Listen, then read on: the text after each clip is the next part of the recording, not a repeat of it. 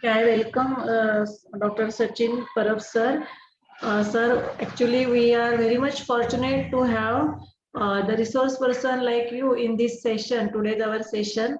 Sir, it is given me to your introduction, but I think that we are not at all, what we can say, uh, I'm speechless means such a, your biodata and all that.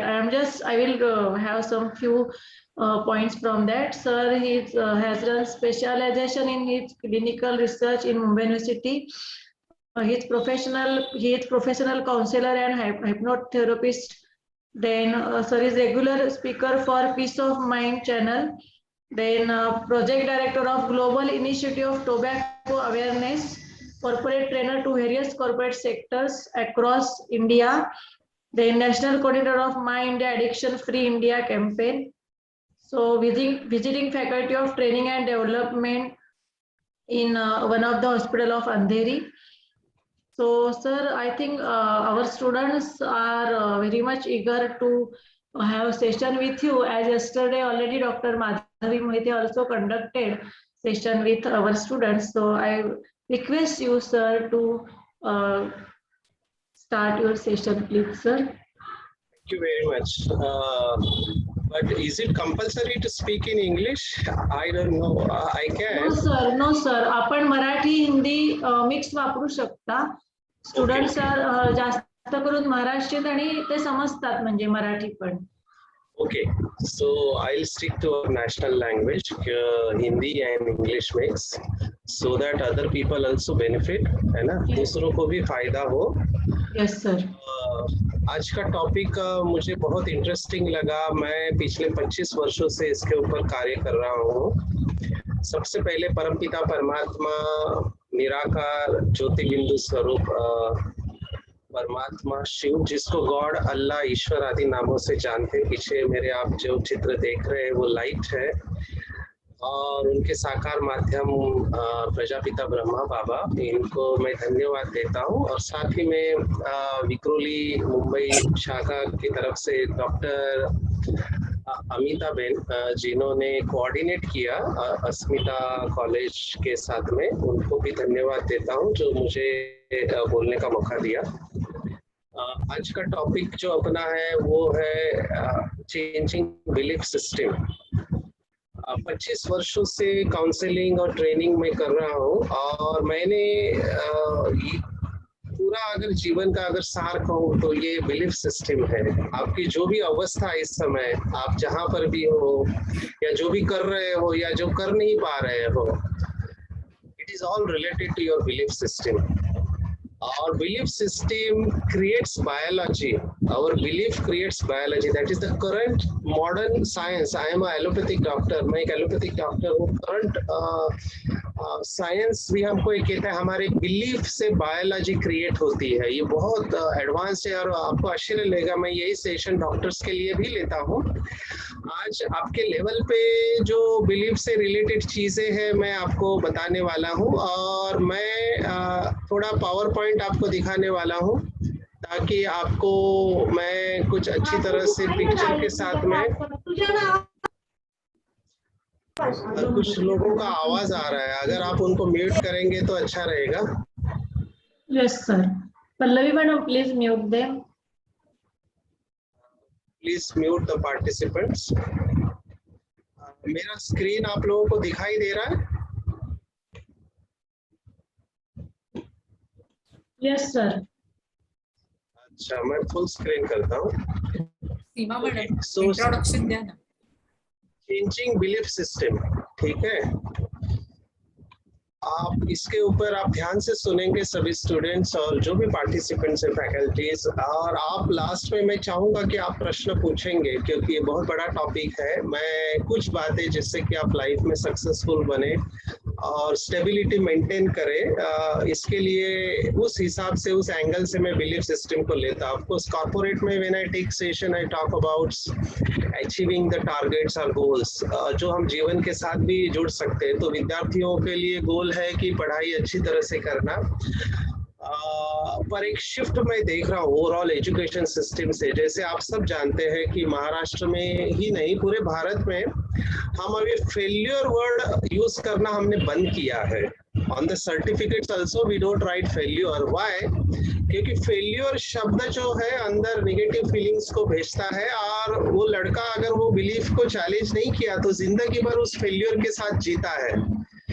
तो failure के जगह पे हम ऐसा लिखते हैं कि fit for skill development, है ना। हम अनफॉर्चुनेटली वर्तमान हमारा एजुकेशन सिस्टम केवल मेमोरी को चेक करता है, उसके बाकी स्किल्स को चेक नहीं करता है।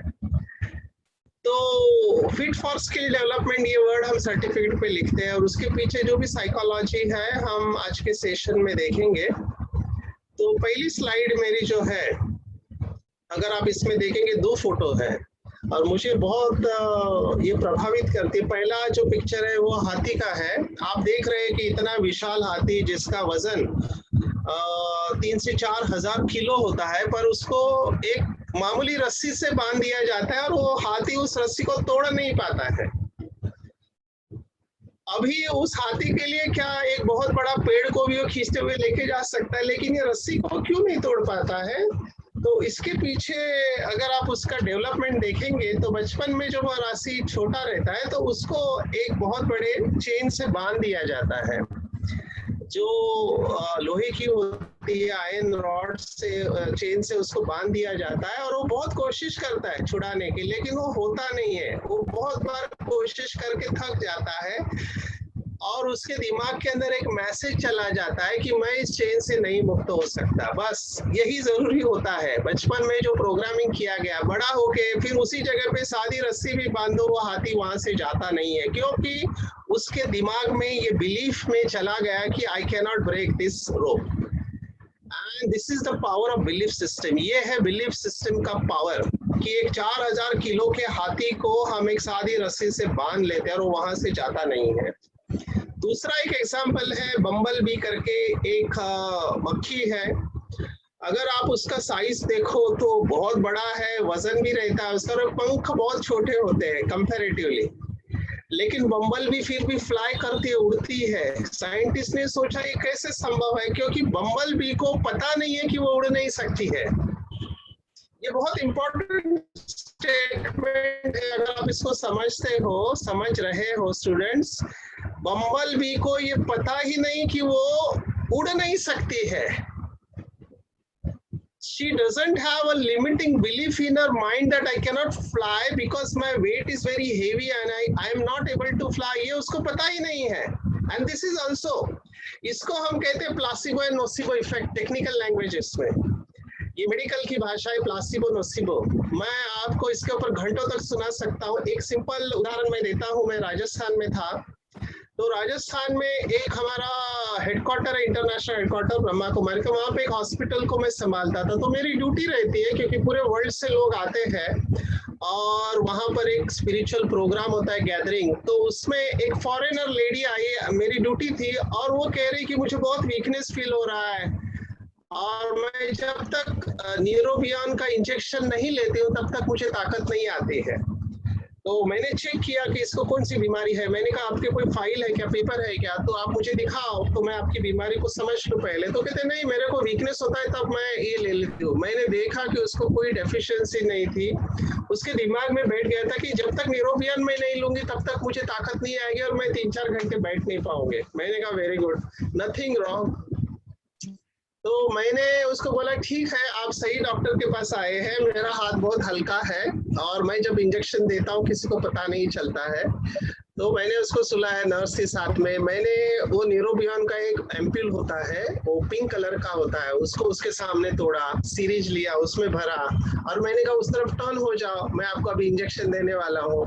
तो उसको टर्न किया और अटेंडेंट भी देख रही है नर्स की। मैंने वो इंजेक्शन डस्टबिन में डाल दिया और मैंने केवल नीडल को टच किया उसके बॉडी पे, कमर पे, और फिर मैंने केवल ऐसे रख किया और बोला हो गया injection.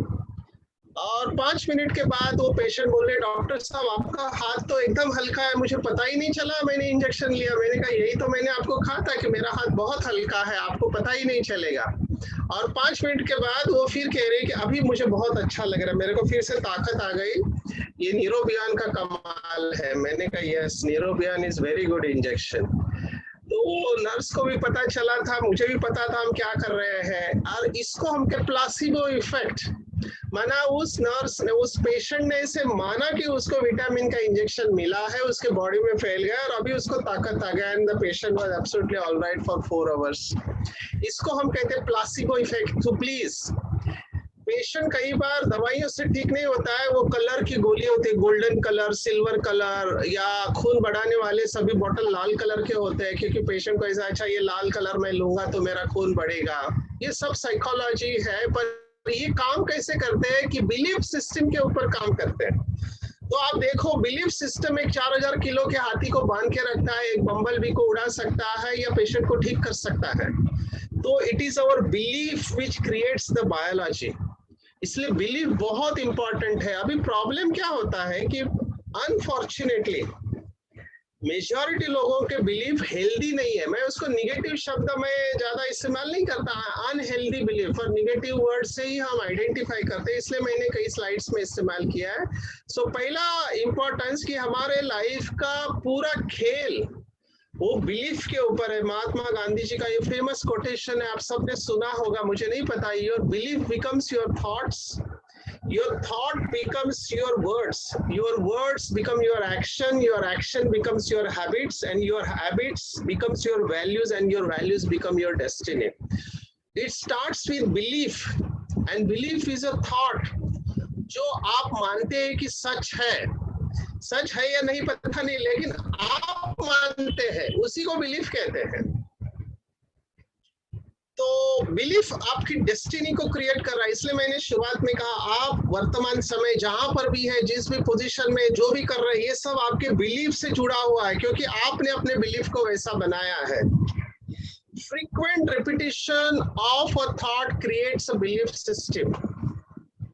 Frequent repetition, mark this word, बार बार जब कोई बात रिपीट किया जाता है तो वो बिलीफ बनता है और हम उसमें विश्वास करने लगते हैं। जब तक उसको कोई चैलेंज नहीं करे या प्रूफ करे कि वो अदरवाइज है। हम सब हिस्ट्री जानते हैं, पृथ्वी को पहले फ्लैट मानते थे, और जिन लोगों ने शुरुआत में कहा पृथ्वी गोल है, उनको सजा दी गई थी। तो मैनेजमेंट की भाषा में जो नीचे मैंने इंपॉर्टेंट लिख के लिखा हुआ है, अगर आप उसको पढ़ सकते हैं, लिख सकते हैं, बहुत अच्छा होगा। ये बहुत पावरफुल कोटेशन है। If you think what you always thought, you will do what you always done, and if you do what you always done, you will get what you always got. So if you want something different from life, then think differently. और Henry Ford, जिसकी Ford company है, उसका famous quotation आपने अगर सुना होगा, if you think you can और cannot, you are right. जब कोई व्यक्ति सोचता है कि मैं नहीं कर सकता या मैं कर सकता हूँ, दोनों ठीक होते हैं, क्योंकि उन्होंने मान लिया है कि उससे होगा नहीं। जैसे हाथी का एग्जाम्पल है कि मैं इस रस्सी को नहीं तोड़ सकता, मान लिया है। तो दो बातें होती है, क्या कर सकते हैं और क्या नहीं कर सकते हैं। अनफॉर्चुनेटली वर्तमान समय हमारे जीवन में सभी समस्याओं की जड़ में अगर आप जाओ तो हम क्या देखते हैं, जो नहीं करना चाहिए वो करते हैं और जो करना चाहिए वो नहीं करते हैं, और इसके जड़ में हमारी बिलीफ सिस्टम है। Belief creates our destiny. And there is something known as, in English we call core beliefs, which are assumptions we make about ourselves, situation or other people, जो हम strongly believe करते हैं। और core belief एक होता है superficial belief, हमारा इतना नहीं है उसमें एनर्जी, लेकिन कोर बिलीफ माना हम 100%, दुनिया एक तरफ खड़ी रहे, हम अपने कोर बिलीफ को चेंज नहीं कर पाते या कुछ लोग चेंज नहीं करते हैं। तो कोर बिलीफ क्या होते हैं लोगों के, उसके बारे में हम देखेंगे। उसके पहले हम जानेंगे कि हमारे बिलीफ आते कहाँ से हैं। तो बिलीफ आते हैं हम कौन से पार्ट ऑफ द वर्ल्ड में रहते हैं, अगर हम भगवान के ऊपर विश्वास रखते हैं या नहीं रखते, रिलीजन, हमारे फैमिली के बिलीफ्स होते हैं, फ्रेंड्स के बिलीफ्स होते हैं, कल्चर के बिलीफ्स होते हैं, एंड लाइफ के एक्सपीरियंसेस। ये सब हमको बिलीफ हमारा जो है वो दृढ़ करने में मदद करते हैं। जब तक आप उसको चैलेंज नहीं करो, आप उस बिलीफ के साथ जिएंगे। जैसे मैं एक एग्जांपल दे रहा हूँ कि कई लोग ऐसे मानते हैं कि किसी को किसी की हत्या करना है ना, ये पाप मानते हैं, पर कई कुछ इसमें नहीं है ये पाप। अभी ये किसी व्यक्ति की नहीं मैं बात कर रहा हूँ, व्यक्ति हो या फिर जानवर हो या पंछी हो या फिर एक अतिशय सूक्ष्म कीटक हो या क्या बोलते हैं माइक्रोब्स हो, हर एक का बिलीफ सिस्टम के अनुसार है। अभी बकरे को काटना चाहिए नहीं काटना चाहिए बिलीफ है, ठीक है। किसी व्यक्ति को मारना चाहिए नहीं मारना चाहिए बिलीफ है। We are really boggled by the hypnotism done by suicide bombers. अभी सुसाइड बॉम्बर्स है अपने आप को ब्लो कर देते हैं क्योंकि उनको बिलीफ है कि मैं एक ऐसी शक्ति के पास जाऊंगा, मैं भगवान के पास या अल्लाह के पास या गॉड के पास जाऊंगा। That is their belief. उनको नहीं लगता है कि वो गलत कर रहे हैं। ऐसे ही किसी व्यक्ति को मारना ये भी गलत नहीं है, वो उनके बिलीफ सिस्टम में, और वो बिल्कुल उनको उसका पश्चाताप नहीं होता है। तो हम सबके अलग अलग बिलीफ है, खाने के बारे में बिलीफ है, क्या खाना चाहिए क्या नहीं खाना चाहिए। ऐसे ही हमारे बिलीफ होते हैं खुद के प्रति कि मैं कैसी व्यक्ति हूँ। मैं सेल्फ बिलीफ के ऊपर आने वाला हूँ क्योंकि I think at this age आपके सेल्फ बिलीफ आपको हेल्दी रखने चाहिए जो आपको आगे लाइफ में सक्सेसफुल मिले। मैं एक सिर्फ इसका वास्ट एक्सपांस बता रहा हूँ कि बिलीफ कितने बड़े होते हैं। सम कोर बिलीफ्स जो दुनिया में चलते हैं, जैसे किसी को मारना गलत है, प्यार अच्छा होता है। अभी प्यार के बारे में भी बहुत सारे बिलीफ है, कौन सा प्यार, अलग अलग लेवल का प्यार लोग समझते हैं। लोगों को मदद करना चाहिए, ये भी एक बिलीफ है। झूठा नहीं बोलना चाहिए, एक बिलीफ है। लेकिन मेजॉरिटी लोग झूठे बोलते हैं, दे गो कॉन्ट्ररी। तो मुझे ऐसे कहते इतना तो चलता है या इतना तो झूठ बोलना ही पड़ता है, ये भी एक बिलीफ है। और लोगों के साथ अच्छा व्यवहार करना चाहिए, ये भी बिलीफ है। चोरी करना गलत है, ये एक बिलीफ है। कुछ लोग इसमें खुश होते हैं। और एक कंडीशन है जिसको मानसिक बीमारी है, जिसमें कंपलसरी लोग चोरी करते हैं। You need to go to school, school जाना चाहिए, भी बिलीफ है। I am sorry to say this, I am using this word in front of educated people, क्योंकि ऐसे कुछ लोग हैं जो अपने बच्चों को स्कूल नहीं भेजते हैं। इसके ऊपर एक्सपेरिमेंट्स चल रहे हैं कि स्कूल में क्या मिलता है, स्कूल की एजुकेशन हम घर पे दे सकते हैं या नहीं दे सकते हैं। You should get a job, job मिलना चाहिए। या जैसे हम महाराष्ट्र में है इस समय, तो महाराष्ट्रियंस या जो भी लोग हैं, कई लोगों का बिलीफ होता है कि जॉब इज सिक्योरिटी, बिजनेस नहीं करना चाहिए, ये भी एक बिलीफ है। Shouting at others is not nice, is a belief. Some believe in that. मैं बहुत कॉर्पोरेट में देखता हूँ, वो कहते हैं कि जब तक गुस्सा नहीं करेंगे लोग काम नहीं करते हैं, जब तक एक्शन नहीं लेंगे तब तक लोग काम नहीं करेंगे, क्योंकि ये बिलीफ है। तो ये सब सम कोर बिलीफ है। अभी कुछ बिलीफ जो हमारे नुकसान करते हैं उसके बारे में हम देख रहे हैं। और ये बहनों का कॉलेज है, मेरे पास ऐसे बहुत सारे पेशेंट हैं जो इस बिलीफ के वजह से परेशान है, बीमार है। आई डोंट नो ये फैक्ट है या नहीं है, पर बहुत लोग ऐसा समझ के चलते हैं कि वो अगली है, दे आर नॉट ब्यूटीफुल, मैं खूबसूरत नहीं हूँ। मेरे पास ऐसी बहनें या भाई आते हैं यंग एज में जो डिप्रेशन में गए हैं क्योंकि वो मान के चलते हैं कि वो खूबसूरत नहीं है। अभी उनके अंदर ये डीपली चला गया रहता है कि खूबसूरत माना एक क्राइटेरिया होता है, उस क्राइटेरिया में हम नहीं बैठते तो आई am not a good person and that is the cause of their depression. मैं खूबसूरत नहीं हूँ। बिकॉज खूबसूरती का जो डेफिनेशन है मुझे बॉलीवुड सिखाता है या इंडस्ट्री बताती है। आप सबको बता दूं, फेयर एंड लवली आपने सुना होगा। फेयर एंड लवली किसने किसने सुना है? आई वुड लाइक टू सी। सुना तो होगा सभी ने। आप अपना हैंड रेज कर सकते हैं फेयर एंड लवली के लिए, क्योंकि इसके ऊपर बहुत कुछ हुआ भारत में। यस, हैंड रेज, कई लोग हाथ यस, ये सॉफ्ट होता है, सॉफ्ट हैंड रेस। ठीक है, फेयर एंड लवली का मैं आपको स्टोरी बताता हूँ। फेयर एंड लवली को आखिर में अपना नाम बदलना पड़ा। आप सबको पता है कोर्ट में केस होके क्या हुआ फेयर एंड लवली का, they had to change their name. क्यों? क्योंकि फेयर एंड लवली ने बहुत लोगों के माइंड के अंदर एक कॉम्प्लेक्स डाल दिया कि आप अगर फेयर नहीं है इसका मतलब आप लवली नहीं है, और इसके वजह से बहुत डैमेज हुआ है लोगों की साइकोलॉजी को। नंबर 1। नंबर 2, उन्होंने और एक बात की फेयर एंड लवली की कि 7 दिन में गोरापन, आप 7 दिन इधर ऐसे लगाओ दोनों गाल पे तो आप गोरे बन जाओगे। इसके वजह से भी बहुत लोगों को प्रॉब्लम हुआ, उनका सेल बढ़ा। फिर एक भाई जिसका कलर शायद मेरे जैसा ही था, बहुत स्ट्रॉन्ग कलर था, उसने सोचा शादी करने से पहले थोड़ा गोरा बन जाऊं, मैं लगाता हूँ।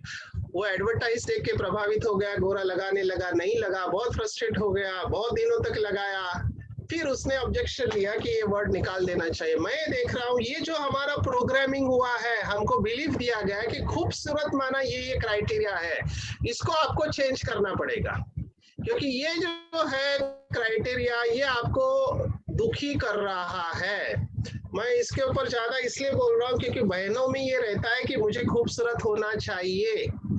अगर इस हिसाब से देखा जाए तो रजनीकांत किसी एंगल से गोरा नहीं है, but he is highest paid star, more than Bollywood उसका पेमेंट है। आप सब जानते हैं रजनीकांत। मैं इन लोगों के बारे में बताने वाला हूँ क्योंकि फिलॉसफी थोड़ा कठिन होता है समझना, एक रियल लाइफ एग्जांपल हमको अच्छे लगते हैं, तो मैं आपको इनके बारे में बता रहा हूँ। मैं एक बिलीफ को लेके चला, because this is the fundamental belief जो हमको डिस्टर्ब करता है कि मैं एक अच्छा व्यक्ति नहीं हूँ। मेरे पास जितने भी डिप्रेशन के या और प्रॉब्लम आए, उसके बॉटम लाइन में यही था कि मैं एक अच्छी व्यक्ति नहीं हूँ। It is self rejection.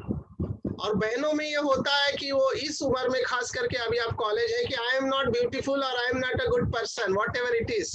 तो अगर ये बिलीफ है तो आपको बहुत परेशानी हो सकती है क्योंकि यू आर कॉन्स्टेंटली कंपेयरिंग, और कंपैरिजन में आपकी बहुत सारी नेगेटिव एनर्जी सरफेस में आएगी, your performance will go down, I will never amount to anything. ये भी कुछ लोगों में बिलीफ होता है। अब ये बिलीफ के जड़ में जाओ। मैं बहुत पेरेंट्स मेरे पास आते हैं, तब मैं वो बच्चों का अलग इंटरव्यू लेता हूँ। तो मैंने बच्चों को पूछा कि तू क्यों ऐसा समझता है कि तुझे पढ़ाई नहीं आ सकती? वो कहते नहीं, मम्मी कहती है। मम्मी ने कहा कि तुझे अंग्रेजी आ ही नहीं सकता है। मैंने कहा क्यों? वो मम्मी ने कहा हमारे घराने में किसको अंग्रेजी नहीं आती, इसको कहाँ से आएगी? अब ये बिलीफ बेचारे बच्चे को दिया गया फैमिली से, वो बच्चा उसी बिलीफ के साथ बड़ा हुआ कि मैं अंग्रेजी नहीं सीख सकता हूँ। See that's why I said कि हमको जो बिलीफ आते हैं हमारे सराउंडिंग से आते हैं, हमारे एक्सपीरियंस से आते हैं, और उस बिलीफ के साथ हम बड़े होते हैं। अगर आपके पेरेंट्स या टीचर्स या एल्डरली फिगर्स जो भी आपको बार बार बम्बार्ड करते रहते हैं, वो आपके डीप अंदर जाता है। अगर आपने उसको एक्सेप्ट किया तो उस हिसाब से आपकी एनर्जी काम करेंगे। अगर किसी से गलती होती है, समझो 1 या 2 बार हो गया, तो कुछ लोग बोलते हैं कि नहीं, I can't do anything proper, मैं कभी अच्छा कर ही नहीं सकती हूँ या कर नहीं सकता हूँ।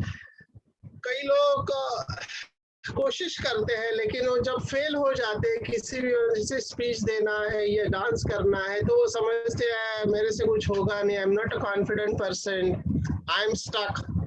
अगर किसी के समझो दोस्त नहीं है, क्योंकि उसके अंडर एक फाउंडिंग बिलीफ होता है कि आई एम अनलवेबल, मैं खूबसूरत नहीं हूँ या मैं अच्छा नहीं हूँ, मुझसे कोई प्यार नहीं करता है, there must be something wrong with me, वगैरह वगैरह। आप इसको एक्सपांड कर सकते हैं। मैं बॉटम लाइन में यही कह रहा हूँ कि बॉटम लाइन एक लाइन में, आई am not a good and I am not enough. दूसरों के बारे में भी हमारे कुछ ऐसे बिलीफ होते हैं जो अनहेल्दी बिलीफ है। फॉर एग्जाम्पल कि दूसरे मेरा केवल इस्तेमाल करते हैं, दुनिया बहुत बुरी है, लोग नेगेटिव है, आई एम स्टूपिड, और everyone just uses me, they will leave me in the end, मुझे सब छोड़ के चले जाएंगे या लोग मेरा फायदा उठाएंगे। ये बिलीफ है। प्लीज अंडरस्टैंड, इस बिलीफ को आपको बहुत अच्छी तरह से जब आप चैलेंज करेंगे तभी आप बिलीफ को कर पाएंगे। किसी का आवाज आ रहा है आप? हाँ, तो ये बिलीफ है, आप इस बिलीफ को चैलेंज कर सकते हैं। अब ये बिलीफ को कैसे चेंज किया जाए? मैं एक एग्जांपल दे रहा हूँ बिलीफ को कैसे चेंज किया जाए। लास्ट में हम प्रैक्टिकल एग्जांपल देखेंगे। मेरे पास टीनेजर्स आजकल आ रहे हैं, कोविड में तो बहुत लोग आ रहे हैं कि डिप्रेशन वाले आ रहे हैं। तो गलती क्या होती है, हमारा जो स्टेटमेंट है, जो एडमिनिस्ट्रेटर है, अगर सबको म्यूट करेंगे तो अच्छा पल्लवी रहेगा। मैडम, हाँ सर, एक ही minute. Students please mute your mics, please don't disturb in between. And Pallavi madam, I think you meet all.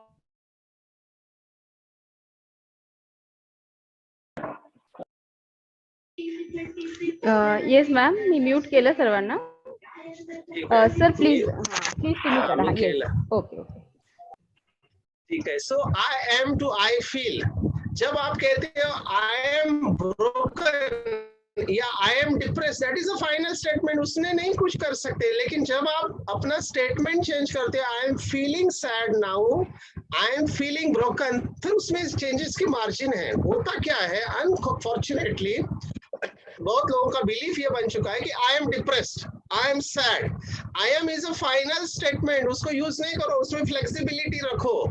Occasionally sadness सबको आता है, ओकेजनली ब्रोकन फील करते हैं। आई फील इनकैपेबल और आई एम इनकैपेबल, इन दोनों स्टेटमेंट में बहुत फर्क है।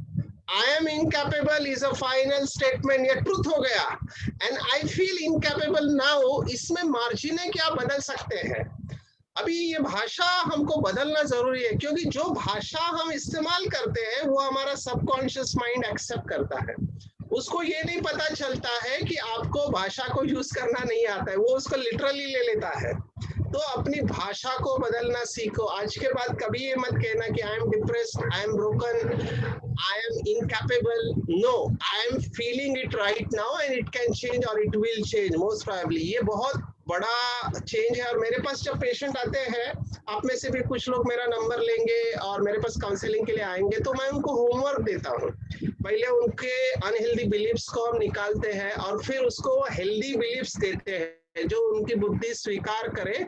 और जब उसको रिपीट करते हैं वो frequently, that becomes their part and that changes the outcome. तो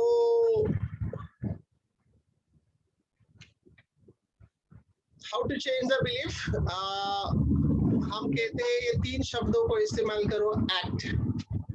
act on this 3 words, ACT। और इंटरेस्टिंगली ये 3 वर्ड हमारे इमोशनल हीलिंग के लिए भी बहुत इंपॉर्टेंट है। इमोशनल हीलिंग, क्योंकि मेरे पास बहुत लोग आते हैं जो इमोशनली डिस्टर्ब होते हैं, और फीमेल्स की पर्सनालिटी थोड़ी अलग तरह से होती है, क्योंकि वो प्रोसेस करती है इमोशंस को अलग तरीके से।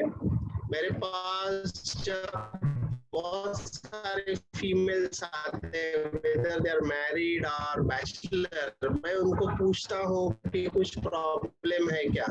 तो फीमेल्स में एक मैंने टेंडेंसी देखी है कि वो छिपाते हैं बहुत सारे इमोशन। जब छिपाते क्यों है, उसके पीछे बहुत सारे रीजंस हैं।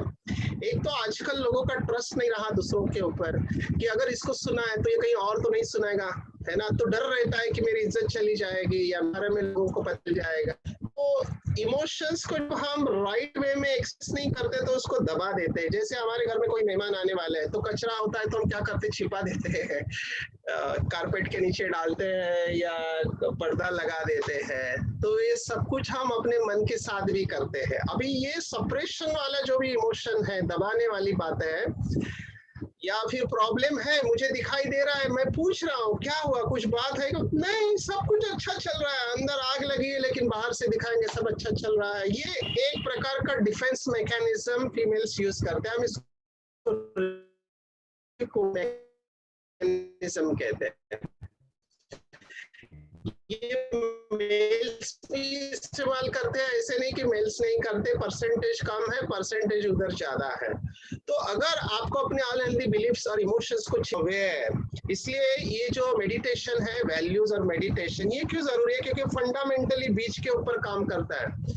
हर एक ट्रांसफॉर्मेशन की शुरुआत अवेयरनेस से होती है। Aware, become aware of yourself कि मेरे थॉट पैटर्न्स क्या है, मेरे बिलीफ क्या है, एंड एक्नॉलेज, डोंट रिजेक्ट। जैसे ही आपके अंदर आता है एक्नॉलेज करो, उसको रिजेक्ट मत करो और उसको एक्सेप्ट करो। So become aware, acknowledge and accept the emotions which comes to you in the face of an adverse situation. Challenge the negative core beliefs. C for challenge, communicate and channelize. 3 word मैं कहूंगा, challenge the belief, communicate and channelize your energy. अगर कोई belief है जो आपको दुखी कर रहा है, फॉर एग्जाम्पल मैं एग्जाम्पल दूंगा कि मेरे पास जितने भी स्ट्रेस वाले लोग आते हैं, खास करके रिलेशनशिप में या संबंधों में जो तनाव होता है, तो वो कहते हैं कि उनका एक फंडामेंटल बिलीफ होता है कि someone else is responsible for my suffering.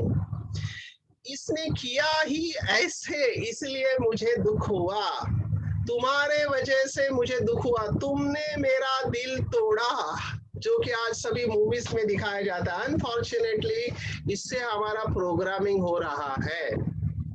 अभी कोई फॉर एग्जाम्पल किसी ने आपको कुछ कह दिया जो नहीं कहना चाहिए, ठीक है, और आप समझते हैं कि उसने मेरा अपमान किया, उस अपमान की वजह से मैं दुखी हूँ, तो ये गलत है साइकोलॉजिकली।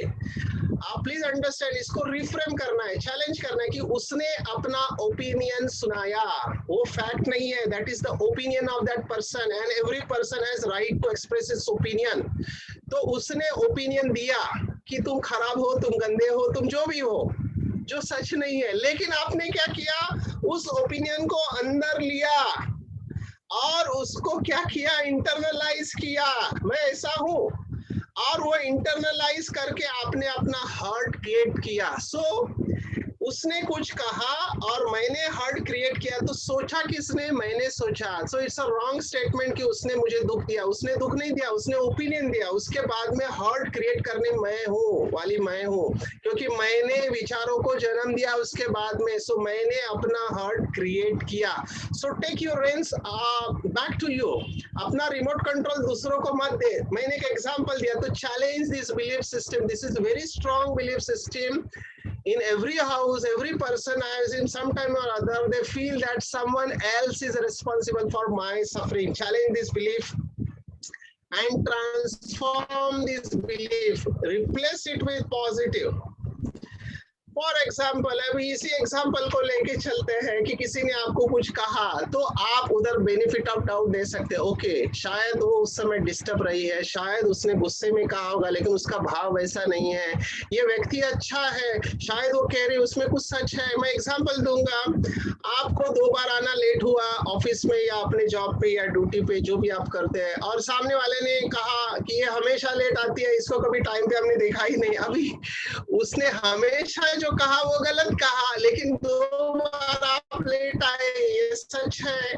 तो उसमें जितना फैक्ट है उसको एक्सेप्ट करना और खुद के ऊपर अटेंशन देना, अपने आप को डिस्टर्ब नहीं करना है। सो एक्ट को ध्यान में रखो, become aware, acknowledge, accept, challenge the negative beliefs, communicate your feelings and channelize your energy and transform the beliefs, convert them positively, है ना, ACT। अभी इसको इमोशनल हीलिंग के साथ मैं जोड़ता हूँ, क्योंकि अनफॉर्चुनेटली कोविड के बाद मैं बहुत चिंता की बीमारी या डर की बीमारी और डिप्रेशन की बीमारी देख रहा हूँ, और मुझे इस एक्ट फॉर्मूला से बहुत रिजल्ट दिखाई दे रहे हैं। क्या करना चाहिए, बिकम अवेयर। जैसे आप मेडिटेशन के सेशन में जाएंगे तो इसके और डेप्थ में जाएंगे, लेकिन मैं अभी यहाँ बता रहा हूँ कि जैसे कोई जख्म होता है, हाथ में समझो आपको खरोच आ गई, अब इस जख्म को खुरेद नहीं चाहिए, you should not scratch that wound, उसको हील होने को टाइम देना चाहिए। अगर आपको पता चल रहा है अवेयर होके, अरे मैं बार बार उसको बात को याद करके अपने आप को दुखी, तो आप क्या कर रहे हैं, बार बार याद करके उसको स्क्रैच कर रहे हैं, वो कभी भरेगा नहीं। एक्नॉलेज करो, डिनाई नहीं करो, क्योंकि डिनाई किया आपने कि मुझे कोई प्रॉब्लम नहीं, तो प्रॉब्लम कहीं जाएगा नहीं, वो दबा पड़ा रहेगा और आपको बीमारी पैदा करेगा।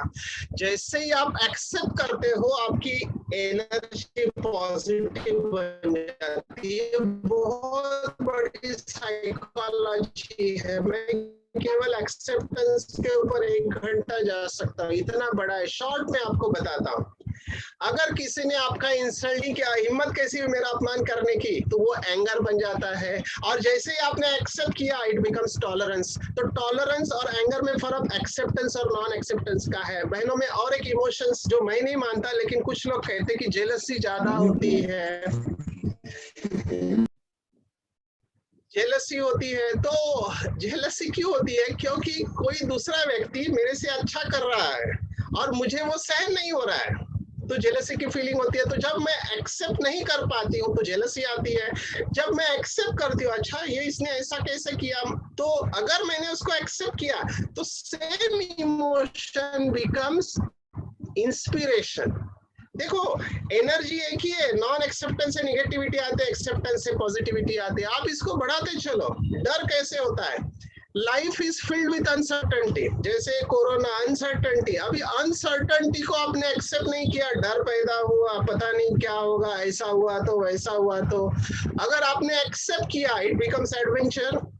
तो आप इमोशंस को एक्सेप्ट करते ही वो पॉजिटिव हो जाता है। आप किस तरह से लेते हैं उससे। किसी ने आपको कुछ बोला जो नहीं बोलना चाहिए और आपने उसको एक्सेप्ट नहीं किया, हर्ट हो गया, आपने उसको क्षमा कर दिया, एक्सेप्ट किया, तो वो फॉरगिवनेस हो गया।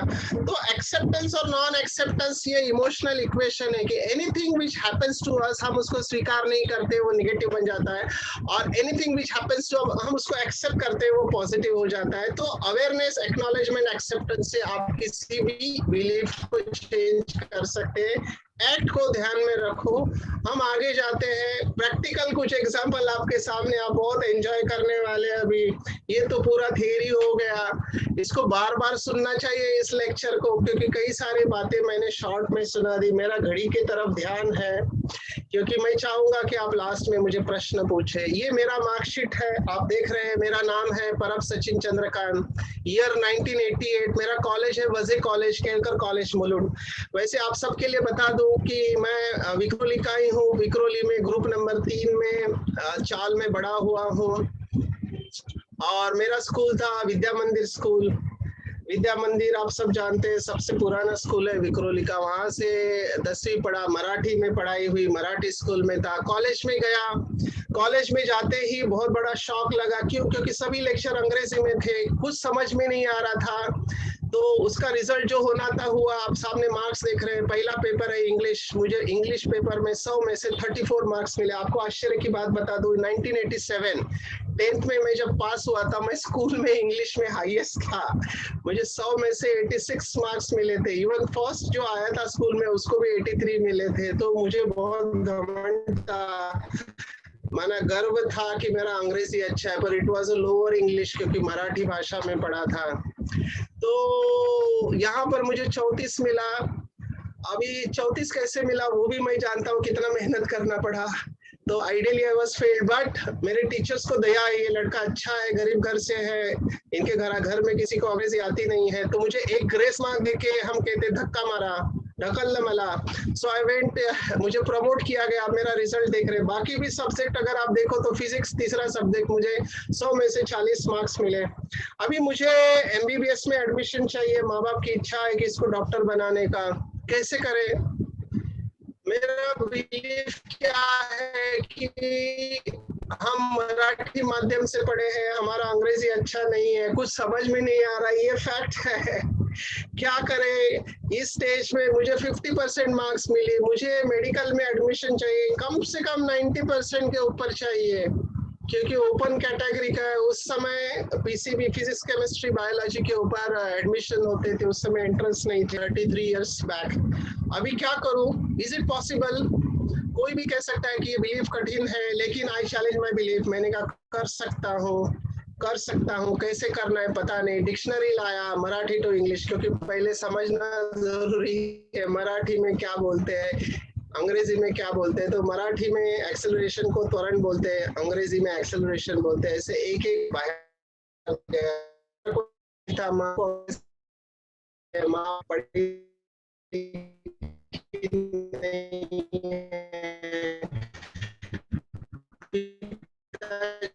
मिल में काम करते हैं। तो मेहनत किया, अपने बिलीफ को पॉजिटिव रखा, मैं कर सकता हूँ, अगर मेहनत किया तो सब कुछ हो सकता है, मेरे पास एक ही साल है, क्योंकि हर बार मेहनत किया तो क्या हुआ लास्ट में मुझे 12th में 91% मार्क मिला। और आप सबकी जानकारी के लिए बता दूं कि वैसे मुंबई में रूपारेल कॉलेज ऑलवेज फर्स्ट आता है, रुया आता था सेकेंड, लेकिन ये हमारी बैच एक ही बैच है 89 की, जब वजी कॉलेज, अभी केलकर कॉलेज बहुत नाम हो गया, लेकिन उस समय Kelkar was number 1, Ruparel was number 2। So I am from that batch of वजी college Mulund Mumbai.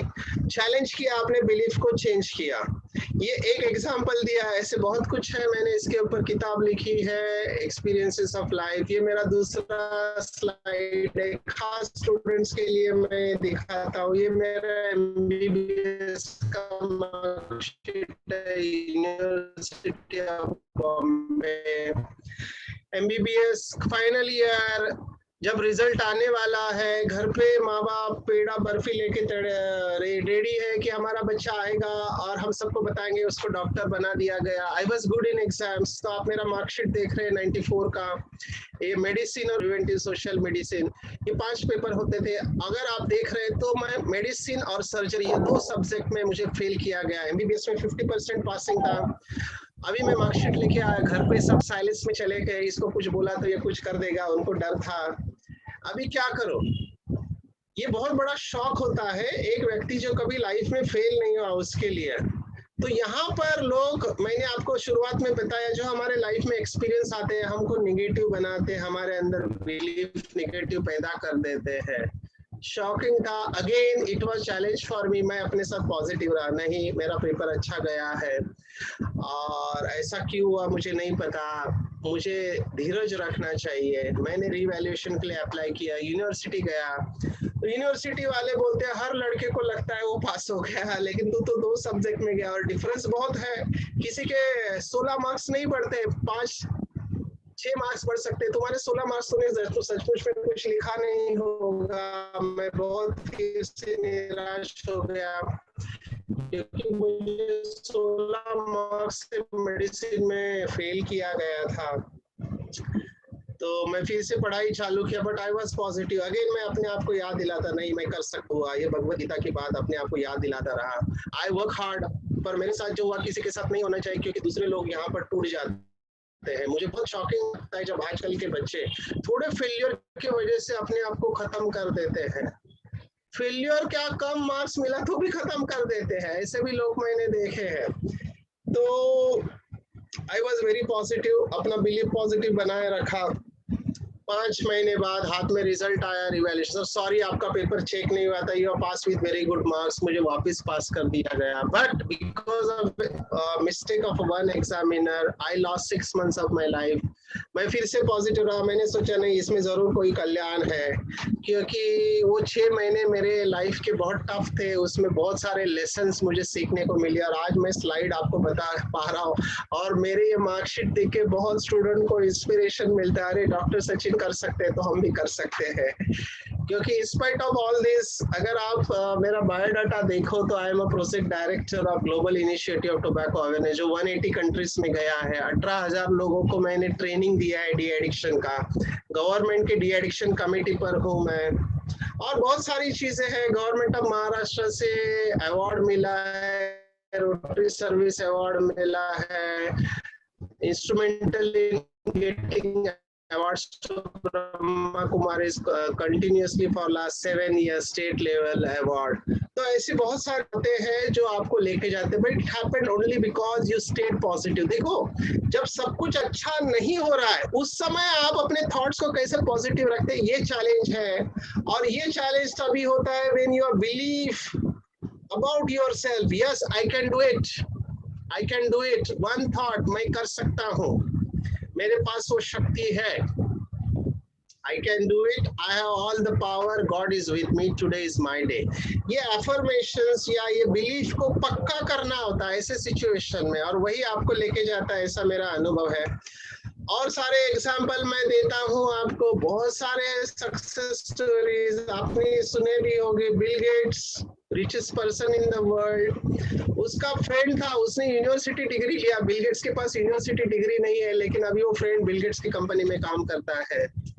Abraham Lincoln president of America, वो बचपन में जूते सिलाता था, है ना, देन ही बिकम प्रेसिडेंट, उसका अलग चैप्टर है, उसको भी आप पढ़ सकते हैं, बहुत सारी बातें हैं। ओबेरॉय ग्रुप ऑफ होटल्स, जो होटल में सेवा करता था, होटल में जॉब करते थे, उनका अभी बहुत बड़ा ग्रुप है। रजनीकांत का तो एग्जांपल मैंने दिया, कंडक्टर थे रजनीकांत, पर अपने स्टाइल की वजह से, और फिर से अंडरलाइन कर रहा हूँ, उनका कलर गोरा नहीं था, फिर भी वो हाईएस्ट पेड एक्टर है। धीरूभाई अंबानी पेट्रोल पंप पे पेट्रोल डालते थे, अपना बिलीफ चेंज किया, नहीं मैं कुछ कर सकता हूँ। सचिन तेंदुलकर 10th क्लास में फेल हो चुके थे, पर उनका अपने अंदर बिलीफ था कि I am born for something else. ये सब सक्सेस स्टोरीज है। Drop out player, keyboard player AR Rahman, rest is history, Oscar award और बहुत सारा म्यूजिक दिया है। शाहरुख खान 20 रुपए लेके आता था फिल्म सिटी के लिए। They challenge their belief, they kept their belief positive. Lionel Messi, अगर आप फुटबॉल देखते हैं, golden football player, one of the magician हम कहते हैं इस समय के फुटबॉल प्लेयर। ये सब अगर आप देखो तो इन्होंने क्या किया, इन्होंने अपना लाइफ क्रिएट किया। इन्होंने ये नहीं कहा अपने लाइफ में क्या करूं, मेरा लाइफ ऐसा है, मैं गरीब परिवार में पैदा हुआ हूँ, मुझे सिखाने वाला कोई नहीं है, मुझे रिजेक्ट किया गया है। नहीं, इन्होंने अपना बिलीफ पॉजिटिव रखा, खुद के ऊपर विश्वास रखा। मैं आपको यही कहना चाहता हूँ, मैं इस स्टेज से जा चुका 9 में, मुझे अंग्रेजी समझने में बहुत मुश्किल आता, इवन MBBS ज्वाइन करने के बाद, क्योंकि हमारा अंग्रेजी का बिलीफ इतना था कि हम फ्लुएंट अंग्रेजी बोल नहीं सकते हैं। पर मुझे अभी बताते हुए बहुत हर्ष होता है कि I am very confident, I speak in international conferences fluent English and I can communicate my feelings properly and people acknowledge that. ये मुझे विश्वास क्यों आया, क्योंकि मेरा बिलीफ को मैंने चेंज किया। Yes, I can do it.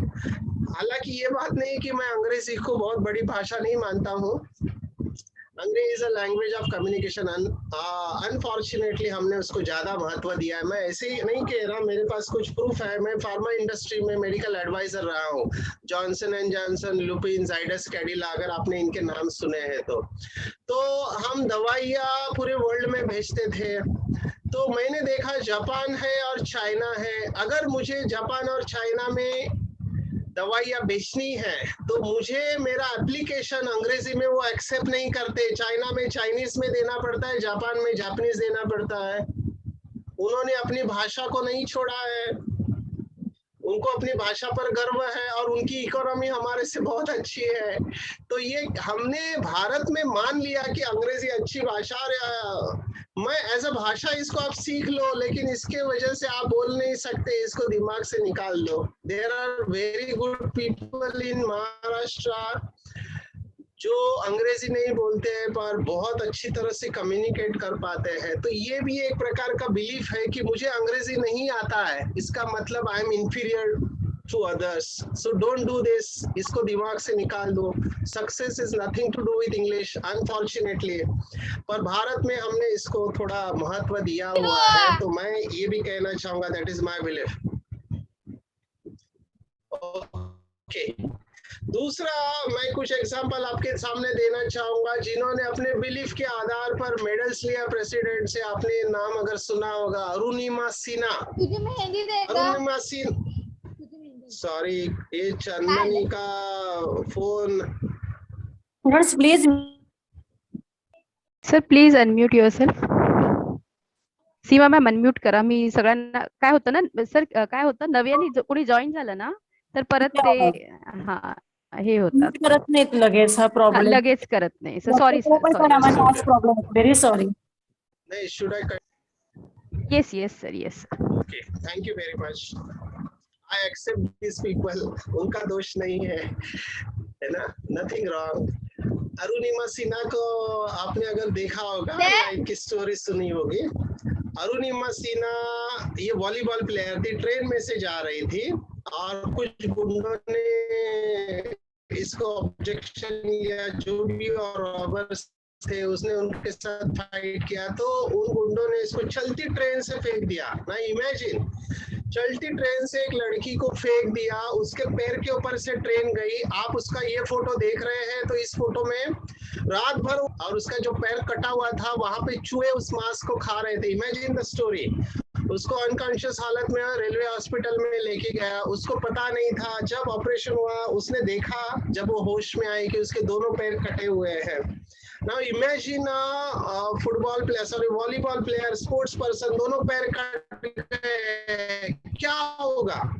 और उसके ऊपर उसने अपनी स्टोरी में खुद बनाया कि उसके ऊपर ही आरोप लगाया गया कि उसके वजह से ही प्रॉब्लम हुआ करके। अभी इसको भी उसको वॉश करना है। उसने अपने दिमाग में ठान ली, पहले तो भगवान को धन्यवाद कहा कि मैं क्या कर सकती हूँ। तो अंदर से विचार है, तुम वो करके दिखाओ जिनके दोनों पैर है वो भी नहीं कर पाएंगे। और उसने ऐसा विचार को जन्म दिया। Imagine this. इसके लिए बहुत स्ट्रॉन्ग सेल्फ बिलीफ होना चाहिए, अपने ऊपर बहुत विश्वास होना चाहिए। अरुणिमा सिन्हा ने डिसाइड किया कि वो एवरेस्ट चढ़ेगी। देखो दोनों पैर कटे हुए हैं, आर्टिफिशियल लिम्ब है, दिव्यांग महिला है, एवरेस्ट चढ़ने के लिए गई। एक लेडी जिसने एवरेस्ट चढ़ा हुआ था उससे मिली बच्ची से, तो उसने कहा कि तुम्हारे दोनों पैर ने, फिर भी तुम एवरेस्ट चढ़ना चाहते हो? उसने कहा मैं जरूर चढ़ूंगी। तब उसको वो टीचर भी अच्छी मिली, उन्होंने कहा कि यस तुम एवरेस्ट ऑलरेडी चढ़ चुकी हो, अभी केवल डेट डिक्लेयर होना बाकी है। Listen to her story on YouTube. Arunima Sinha, वो शेरपा जो होते हैं उनका सामान लेके जाते हैं, उनके साथ गए ऊपर। अभी एवरेस्ट का पीक नजदीक दिखाई दे रहा है पर इनका ऑक्सीजन खत्म हो गया। अभी इतना हाइट पे ऑक्सीजन खत्म हो रहा है, आप सरवाइव नहीं कर सकते। वहां पे बहुत सारी ऐसी डेड बॉडी पड़ी रही थी ऑक्सीजन खत्म होने की वजह से। शेरपा ने उनको समझाया, मैडम आपने बहुत हिम्मत दिखाई, इतना होने के बावजूद आप यहाँ तक पहुंचे, हम वापस चलते हैं, नेक्स्ट टाइम आप आओ और एवरेस्ट को सर करो, अभी जान को खतरा है। अरुणिमा सिन्हा ने कहा नथिंग डूइंग, मैं यहाँ तक आई हूँ, मैं यहाँ से वापस नहीं चाहूंगी। Look at the belief. Sherpa को उसने नहीं सुना, वो ऊपर गई तो उनका ऑक्सीजन तो खत्म हो गया, लेकिन वहां पे डेड बॉडी पड़ी थी। वो डेड बॉडी का ऑक्सीजन उन्होंने इस्तेमाल किया। वो एवरेस्ट पर गई, ये फोटो देखो, और झंडा लहराया, राष्ट्रपति ने उनका मेडल दिया। सो आप इमेजिन कर सकते हैं कि एक दिव्यांग महिला जिसके साथ ऐसी घटना हुई, वो निराश नहीं हुई, डिस्करेज नहीं हुई, उसने ऐसा करके दिखाया जिसके दोनों पैर है वो भी नहीं कर पाते या बहुत मुश्किल होता है। मेरे एक दोस्त के शब्द आपको शक्ति दे सकते, इसलिए सुना रहा हूँ कि हाथों की लकीरों को क्या देखते हैं। आज भी कई लोग हाथों की लकीरों को मानते हैं। हाथों की लकीरों को क्या देखते हो? हिम्मत और लगन से वो लोग भी अपनी तकदीर बना लेते हैं जिनके हाथ नहीं होते या पैर नहीं होते हैं। तो अरुणिमा सिन्हा हमारे लिए एक एग्जाम्पल है कि दिव्यांग महिला, दोनों पैर आर्टिफिशियल। अभी उसका नेक्स्ट थॉट है कि वर्ल्ड के सभी पीक्स को वो सर करने वाली है। लुक एट द बिलीफ, क्या कर सकता है। ये भी महाराष्ट्र की स्टोरी है, मुझे बहुत मोटिवेट किया जब मैंने इसको पहली बार सुना। लता भगवान करे, आपने सुना है कि पता नहीं, नवारी वाली लेडी है। इसका पति बीमार था, गांव से आई, गांव वाले डॉक्टर ने कहा बड़े शहर में जाना पड़ेगा। बड़े शहर कहा? बारामती। MRI के लिए 10,000 रुपया, 5 या 10,000 मुझे एग्जैक्टली नहीं पता, पर इसके पास कोई पैसा नहीं। OPD में बैठ के रो रही थी कि कहाँ से इतना पैसा लाऊं, क्योंकि जब तक MRI नहीं होगा पति का तब तक उसका इलाज नहीं हो सकता। अभी रोते समय उसने देखा कि एक न्यूज़पेपर पढ़ा, और न्यूज़पेपर में लिखा हुआ है कि जो ये मैराथन जीतेगा उसको इतना 1,000 रुपया मिलेगा। उसकी आंखों में चमक आ गई। मैराथन क्या है उसको पता नहीं है। 65 साल की उम्र है, आप अगर फोटो में देख रहे हैं उसके पैर में चप्पल भी नहीं है। लुक एट द गरीबी, पैर में चप्पल नहीं है, नौवारी साड़ी पहनी है और मैराथन भागना चाहती है। ऑर्गेनाइजर्स के पास गई, ऑर्गेनाइजर ने देखा इसके पैर में चप्पल नहीं है, नौवारी है, तो ऑर्गेनाइजर को दया आ गई। उन्होंने कहा कितना भागेगी, थोड़ा भाग के रुक जाएगी, पर उसने ठान ली थी क्योंकि उसको पति का इलाज कराना था। लता भगवान करे ने इतिहास कर दिया। वो 3 किलोमीटर की मैराथन उसने जीत ली, वो नंबर 1 आई। आप सोचो एक बिलीफ क्या कर सकता है। और उसने यहाँ तक ही नहीं रुकी, वो लगातार 3 साल से मैराथन जीत रही है, ये उसका और एक कमाल है। तो एक 65 साल की लेडी, पैर में चप्पल नहीं है, मैराथन जीत रही है with a belief I can do it, और मुझे करना है। और मेरे सामने जब ये यूथ आते हैं कि एक्सरसाइज करने के लिए टाइम नहीं, बदन दर्द होता है, पैर दर्द होता है, थक जाती हूँ, जो भी रीजंस है, मैं देखता हूँ, मैं कभी अंदर से मेरा थॉट चलता है कि इनको मैं क्या बताऊं। अभी आप में से भी कई लोग होंगे जो बहाने देते होंगे। प्लीज ऑलवेज रिमेम्बर दिस, मैंने कॉर्पोरेट में भी सीखा है कि अगर आप एक्सक्यूज देते हो ना, you are not fit for success. मैं बॉस रह चुका हूँ, I was head of the department, मेरे नीचे बहुत लोग काम करते थे, उनको मेरा स्टाइल पता है। प्राइवेट कंपनीज में तो ऐसा है कि इधर यू परफॉर्म और क्विट फार्मा इंडस्ट्री में, या तो आप रिजल्ट दो, आप छोड़ दो। तो मेरे पास अगर कोई लड़का बंदा मार्केटिंग वाला आके बोलता सर सॉरी मैं नहीं कर पाया क्योंकि मेरे पास टाइम नहीं था, जैसे ही उसने कहा मेरे पास टाइम नहीं था, उसका जॉब तो गया, क्योंकि हम इसको एक्सेप्ट नहीं करते कि टाइम नहीं था। अगर वो लड़का कहता है कि सर सॉरी मैं पिक्चर देखने गया था इसलिए काम नहीं किया, मैं उसको एक्सेप्ट करूंगा, लेकिन टाइम नहीं था ये बोलता है, हम एक्सेप्ट नहीं करते। टाइम सबके पास होता है, प्रायोरिटी अलग होती है, प्रायोरिटी अलग होती है। तो कॉर्पोरेट में हम इस बात को मानते नहीं है। लता भगवान करे का एग्जाम्पल, 65 साल की लेडी जिसने बिलीफ के ऊपर मैराथन जीती। और एक एग्जाम्पल है, मैंने ज्यादातर फीमेल्स के एग्जाम्पल लिए, मेल्स के भी है, लुई है, इसने तो पूरे विश्व को चेंज करके रखा। इसका लाइफ हिस्ट्री बहुत मोटिवेशनल है।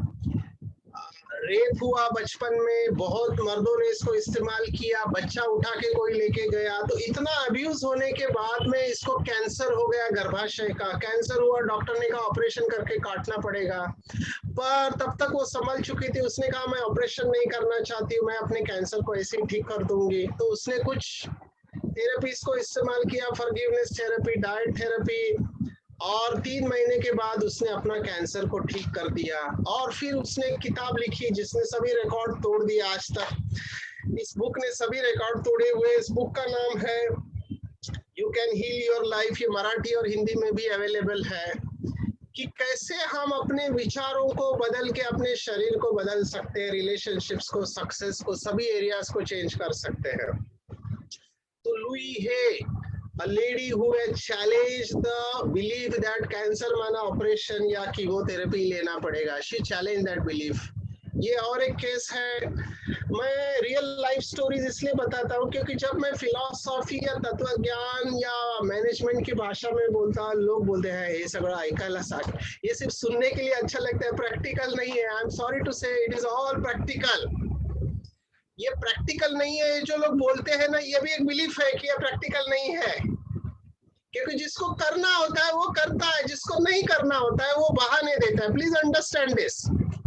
जिसको करना होता है वो करता है, जिसको नहीं करना होता है वो बहाने देता रहता है। आप कौन से ग्रुप में आते हैं आप डिसाइड करो। मैंने ऐसे बहुत सक्सेस स्टोरीज देखे हैं। ये है, इसका नाम है नॉर्मन कजीज। ये पत्रकार थे, पर इनको अनफॉर्चुनेटली ऐसी बीमारी हो गई जिसका नाम है एंकिलोजिंग स्पॉन्डिलाइटिस। ये बीमारी क्या है, हमारा स्पाइन है, तो ये स्पाइन एकदम बाम्बू की तरह हो जाता है। ये लोग झुक नहीं पाते, टर्न नहीं हो पाते, धीरे धीरे ये बेड पे आ जाते हैं। फाइनल स्टेज में फ्रैक्चर से इनकी मौत होती है, स्पाइन फ्रैक्चर। तो ये लास्ट स्टेज में पहुंच गया था नॉर्मन कजीज। डॉक्टर ने कहा तुम्हारे ऐसे ही अभी एंड का टाइम आ गया है। तो नॉर्मन कजीज ने कहा मैं हॉस्पिटल में नहीं मिलूंगा। देखो ये बिलीफ है, डॉक्टर्स कह रहे हैं कि अभी तक इसमें से कोई ठीक नहीं हुआ, तुम लास्ट स्टेज में हो, तुमको बहुत दर्द हो रहा है, इंजेक्शन लेना पड़ेगा, लेकिन धीरे धीरे ऐसा ही रहेगा। अब ये बिलीफ दिया गया डॉक्टर्स और मेडिकल फ्रेटर्निटी की तरफ से।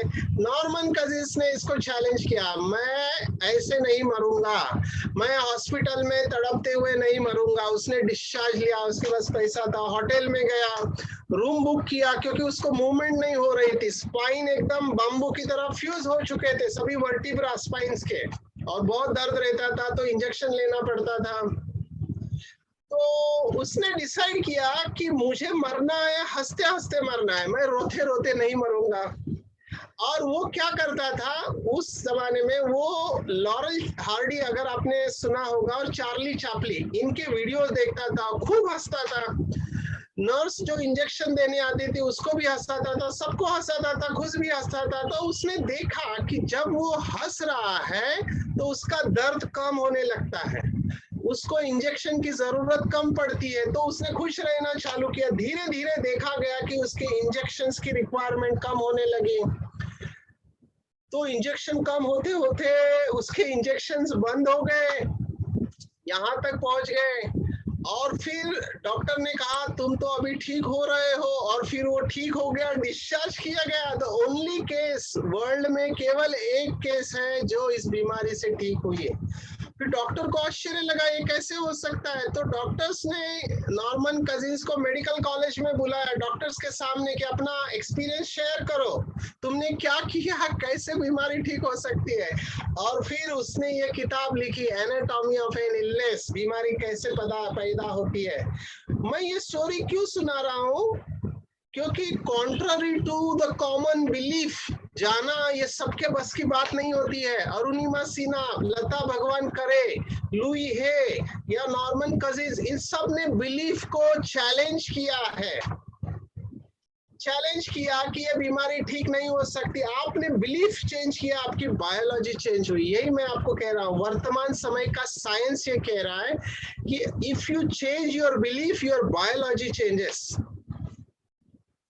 तो आप देखो, जो भी काम आप नहीं कर पा रहे किसी भी वजह से, फिर वो पढ़ाई हो, फिजिकल हेल्थ हो, रिलेशनशिप्स या और कुछ भी हो, it is because of the limiting belief. आपको बिलीफ को चैलेंज करना है। जैसे इसको देखो, मेडिकल साइंस ने बिलीफ दिया तुम ठीक नहीं होते, ये बीमारी कभी ठीक नहीं होती, इसके साथ धीरे धीरे प्रोग्रेसिव डिसीज है, इसने उसको एक्सेप्ट नहीं किया। इसलिए मैंने कहा माँ बाप, टीचर्स, पेरेंट्स, इनको ये सेशन बहुत ध्यान से सुनना चाहिए, ये फंडामेंटल है हमारे लाइफ के लिए। हमको बचपन से बिलीफ दिए गए हम क्या कर सकते हैं, क्या नहीं कर सकते हैं। मैं ये नहीं कह रहा हूँ कि अनरियलिस्टिक सोचो, रियलिस्टिक सोचो, लेकिन चैलेंज अंडर गाइडेंस आप बिलीफ को चैलेंज करो, अपने कंफर्ट जोन से बाहर आओ।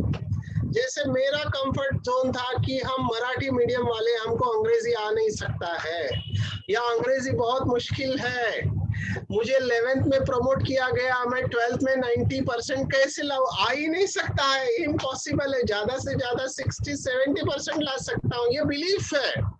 You need to challenge these beliefs. तो अपने बिलीफ्स को देखो कि कौन से बिलीफ्स आपके अंदर है जो आपको परफॉर्म करने से रोक रहे हैं। अगर आप नहीं पहचान सकते तो मेरे पास आओ, मैं आपको टेक्निक बताऊंगा कि कैसे इन बिलीफ को चेंज किया जा सकता है। You can improve yourself. उसको प्रैक्टिस करके आपके बॉडी को मैसेज देना पड़ता है कि आप कर सकते हैं। मैं मेरा एग्जांपल बताता हूँ। मैं पहले केवल 2 या 3 घंटे पढ़ाई करता था, लेकिन मैंने देखा 2-3 घंटे में कुछ जा नहीं रहा है, मेरे को समझ में ही नहीं आ रहा है। तो मैंने धीरे धीरे करके 3 का 4, 4 का 5, 5 का 6 घंटा बढ़ाया। कैसे बढ़ाया? अपने आप को बताया कि नहीं, मैं कर सकता हूँ, आई कैन डू इट, मेरे पास शक्ति है, मैं कर सकता हूँ। बार बार अपने आप को याद दिला, आई कैन डू इट, मैं कर सकता हूँ। बार बार I can do it, God is with me, मैं कर सकता हूँ। तो मेरा बिलीफ या मेरा शरीर वो मानने लगा कि मैं कर सकता हूँ। आजकल के बच्चे मेरे पास जो आते कहते बोर हो जाते हैं, हमारा मूड ही नहीं बनता है कुछ करने का। तो मैं कहता हूँ तुम्हारा मूड जाता किधर है? बहुत सारी बातें हैं, पर ये सब बिलीफ से आती है। आपका फेवरेट एग्जांपल आपने सुना होगा इसके बारे में। इंटरव्यू के लिए गई थी ये व्यक्ति रेडियो के लिए, और उसको बोला कि तुम्हारा लंबा नाम है, तुम्हारा आवाज भी थोड़ा अलग है, आप कभी फेमस नहीं हो सकते, आपको कभी कोई लेगा नहीं क्योंकि आप ऐसे ऑड है, एकदम दुबला पतला लेकिन लंबा था। इस व्यक्ति ने हिस्ट्री क्रिएट कर दिया। क्यों? हम सब जानते हैं कौन है ये व्यक्ति। अगर आपको जवाब पता है तो नाम लिख सकते हैं चैट बॉक्स में। Who is this person? जरा देखो आप पहचान पा रहे हैं कि नहीं। इसको रेडियो इंटरव्यू में रिजेक्ट किया गया था। कौन है ये व्यक्ति? यस, करेक्ट आंसर दिया है कविता जोरे, इन्होंने करेक्ट आंसर दिया, he is Amitabh Bachchan. Amitabh Bachchan was rejected. और इसकी विशेषता मैं बताऊंगा। वर्तमान समय जो ट्रेंड है वर्ल्ड में, उसको हम एक वर्ड इस्तेमाल करते हैं, हम कहते हैं रेजिलियंस, बिल्डिंग रेजिलियंस या बाउंस बैक करना। और इसको बहुत ध्यान से सुनना, अभी मैं जो बता रहा हूँ। मैं आईआईटी में काम करता हूँ वर्तमान समय, आईआईटी बॉम्बे में मेडिकल ऑफिसर हूँ, बीएसटी में मेडिकल ऑफिसर हूँ, 12 घंटे ड्यूटी करता हूँ। बहुत सारे स्टूडेंट्स में मैं देख रहा हूँ, खास करके आईआईटी माना क्रीम हम समझते हैं, सबसे अच्छे क्रीम क्राउड इंडिया के। लेकिन अनफॉर्चुनेट मुझे बुरा तब लगा कि भारत के 4 आईआईटी जो बड़े हैं, 4-5, उसमें से 11 लोगों ने सुसाइड किया। तो अनफॉर्चुनेट मैं क्या देख रहा हूँ, आजकल के बच्चों का आईक्यू अच्छा है क्योंकि हाथ में मोबाइल है, गूगल है, तो हर इसका जवाब मिल जाता है तुरंत। ये लोग प्रोग्रामिंग ऐसा हुआ है कि लाइफ में फेल नहीं होना चाहिए, तो आजकल के बच्चे फेलियर को हैंडल नहीं कर पाते हैं, फेलियर को हैंडल नहीं कर पाते हैं, रिजेक्शन को हैंडल नहीं कर पाते हैं। एग्जाम में फेल हो गया, लाइफ खत्म, प्यार में फेल हो गया तो भी लाइफ खत्म। ये सैराट मूवी जब आया था, मैंने देखा, मैं उस समय महाराष्ट्र में टूर कर रहा था, तो अनफॉर्चुनेट है, ऐसा होना नहीं चाहिए। भीड़ में न्यूज़पेपर में हेडलाइन थी कि सैराट मूवी देख के इतनी बहनें घर से भाग गई। अभी ये क्या है, इसको हम कहते हैं इमोशनल हाईजैक। प्यार गलत नहीं है, पर इमोशनल हाईजैक, सोचते नहीं है कि क्या हो सकता है आगे। हम इसको सैराट मेंदू, ये वर्ड ही हमने डाल दिया है अभी, सैराट ब्रेन, भावनाओं में बह जाना, रैशनल सोच नहीं पाते कि आगे की जिंदगी कैसे। सैराट का एंड हम सब जानते हैं, वो मूवी है, practical life is totally different, आगे क्या हो सकता है या हुआ है या आप नहीं जानते। फेलियर को हैंडल करना सीखो। मैं सब जगह पे जो लेक्चर लेता हूँ, मेरा फेमस लेक्चर होता है 3 Qs for success, IQ, EQ and SQ। केवल पढ़ाई नहीं, पढ़ाई के साथ इमोशनल इंटेलिजेंस होना चाहिए, अपनी भावनाओं को हैंडल करना आना चाहिए, और उसके साथ स्पिरिचुअल इंटेलिजेंस भी होना चाहिए, purpose and meaning of life. तो IQ, EQ और SQ आप मेरे लेक्चर मेरे ऐप पर सुन सकते हैं। यूट्यूब पे अगर आप टाइप करेंगे डॉक्टर सचिन परब, आपको 250 लेक्चर मिलेंगे। तो अमिताभ बच्चन का मैं क्यों बता रहा हूँ, मेरे पास और 7 मिनट है, मैं उसके बाद आपसे प्रश्न लेना चाहूंगा। अमिताभ बच्चन ने एक कंपनी चालू की थी जिसका नाम था ABCL, Amitabh Bachchan corporation limited, और अमिताभ बच्चन अनफॉर्चुनेटली बैंकरप्ट हो गए। बैंकरप्ट, देखो एक सुपरस्टार जिसने राजेश खन्ना को हिला के सुपरस्टार पोजीशन पे आ गए, बैंकरप्ट हो गए, पैसे नहीं है। तभी उन्होंने एक ऐसा डिसीजन लिया, कोई भी सुपरस्टार नहीं लेगा, क्योंकि उस समय फिल्मों को बहुत वैल्यू था। अमिताभ बच्चन पहला स्टार ऐसे निकले जिन्होंने डिसीजन लिया कि वो छोटे पर्दे पर, माना टीवी पे आएंगे। अभी सुपरस्टार टीवी पे आना माना उस समय ऐसे समझ से डिवैल्यूएशन, आपका इंपॉर्टेंस कम हो गया, लेकिन अमिताभ बच्चन ने वो डिसीजन लिया and rest is history. Kaun Banega Crorepati, Amitabh Bachchan back into the business. हर मूवी अमिताभ बच्चन के नाम से चलने लगे, again he is into the business. तो फेल्योर आया, अपने बिलीफ को पॉजिटिव रखा, हिम्मत रखी और करके दिखाया। तो ये एग्जाम्पल है। लास्ट एग्जाम्पल मैं देना चाहूंगा, जो भी माइंड बॉगलिंग एग्जाम्पल है कि बिलीफ क्या कर सकता है, बिलीफ आपके जीवन को कैसे बदल सकता है, इसका एग्जाम्पल है ये। शायद आप इसका जवाब नहीं दे पाओगे, क्योंकि जितने भी मैंने सेशन लिया उसमें कोई इसका जवाब नहीं दे पाया। 4 साल की लड़की, बच्चे, इसका नंबर 20 हुआ, इसको डबल न्यूमोनिया हुआ, स्कारलेट फीवर हुआ, और लिए जिसके वजह से उसको पैरालिसिस हुआ, लेफ्ट लेग में पैरालाइज हुआ। 9 साल की उम्र में उसको लेग ब्रेसेस, मतलब पैर में ऐसे ब्रेसेस लगाते थे जिसकी वजह से वो चल पाती थी। She started walking without braces. 13 साल की उम्र में उसने डिसाइड किया कि वो भागेगी, रनर बनेगी। देखो, जिसको पैरालिसिस हुआ है लेफ्ट लेग में, उसने 13 साल, माना आज के हमारे हिसाब से, एजुकेशन के हिसाब से 8th स्टैंडर्ड में पढ़ने वाली लड़की, इसने डिसाइड किया कि वो रनर बनेगी। पर वो भागती थी तो गिर जाती थी, फिर उठती थी, फिर गिर जाती थी, फिर भी उसने कोशिश जारी रखा क्योंकि उसने बिलीफ को पॉजिटिव रखा। And in spite of several detractors, finally started winning every race. और इस लेडी ने 3 गोल्ड मेडल लिए ओलंपिक में। देखो, बचपन में पैरालिसिस, ओलंपिक में 3 गोल्ड मेडल। कोई बताना चाहेगा इसका नाम क्या है? Anyone in the chat box? ये कौन लेडी है जो बचपन में पैरालिसिस था, फिर ओलंपिक में 3 गोल्ड मेडल लिए? हाँ, गूगल करेंगे तो जल्दी मिल जाएगा, लेकिन हमारे पास टाइम नहीं है, इसलिए मैं आगे जाना चाहूंगा। इसका नाम है विल्मा रुडोल्फ। इसने 3 गोल्ड मेडल लिए। अब ये कैसे कर पाया? पैरालिसिस वाला तो पहले ही हट जाता है, मैं तो चल ही नहीं पाऊंगा। चलने का दूर, भागना, भागने के बाद जीतना, जीतने के बाद ऑर्डिनरी नहीं ओलंपिक जीतना, गोल्ड मेडल्स। विल्मा रुडोल्फ, ये कैसे संभव है? इसलिए मैंने शुरुआत में एक स्लाइड दिखाया है कि विथ पॉजिटिव बिलीफ सिस्टम आप अपनी डेस्टिनी को क्रिएट कर सकते हैं। अभी सब आप अपने आप को देखो कि आप जहां पर भी है, कहाँ है। मैं एक लास्ट एग्जांपल दे रहा हूँ। चीफ ऑफ ब्रह्मा कुमारीज रही है दादी जानकी, आप इनका भी कमाल देखो। भारत से है, भारत से इसको ब्रह्मा बाबा ने विदेश में भेजा कि फॉरेन में मेडिटेशन सिखाने जाओ। फॉरेन में गए तो फॉरेन वाले लोग कहते भारत का हर कोई व्यक्ति आता है, हम उसको एक्सेप्ट नहीं करते, हम पहले एक्सपेरिमेंट करेंगे कि ये जेन्युइन है या ब्लाइंड फेथ है। तो दादी को आप देख रहे हैं फोटो में, वायर लगाया गया और वायर लगा के दादी का टेस्ट हुआ कि उसका माइंड कैसा है। तो हम इसको कहते हैं EEG, इलेक्ट्रोएन्सेफेलोग्राम।